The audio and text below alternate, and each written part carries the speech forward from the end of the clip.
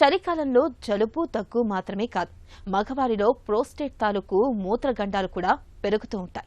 ప్రత్యేకించి 40 ఏళ్లు దాటిన వారిలో రాత్రిపూట తరచూ మూత్రానికి లేవడం, మూత్రం పూర్తిగా రాలేదన్న భావన, మూత్ర విసర్జనకు ఎక్కువ సమయం పట్టడం వంటి ఇబ్బందులు కనిపిస్తూ ఉంటాయి. అసలు చలికాలంలో ప్రోస్టేట్ సమస్యలు ఎందుకు పెరుగుతాయి? వీటికి పరిష్కారాలేంటి? ఆసక్తికరమైన ఈ విషయాల గురించి ఇప్పుడు తెలుసుకుందాం.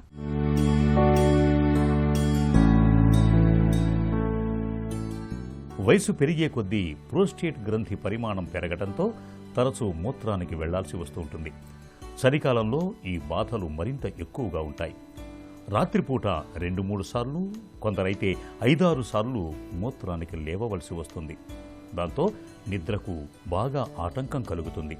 ఈ నేపథ్యంలో శీతాకాలంలో కొన్ని ప్రత్యేక జాగ్రత్తలు తీసుకోవటం ద్వారా అతిమూత్రం బాధల్ని తగ్గించుకోవచ్చు. ముఖ్యంగా రాత్రిపూట నీళ్లను సాధ్యమైనంత తక్కువగా తాగాలి.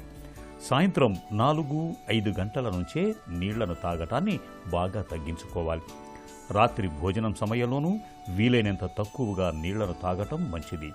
ఆహారంలో ద్రవాహారాలని తక్కువగా తీసుకోవాలి. చల్లటి పదార్థాలని, పాలు, పెరుగు వంటి వాటిని తీసుకోకపోవటమే మంచిది. ఒంట్లో నీటి శాతాన్ని తగ్గించే డైయూరెటిక్ మందులు వాడుతున్నట్లయితే వాటిని నిత్యం తప్పనిసరిగా వేసుకుంటూ ఉండాలి.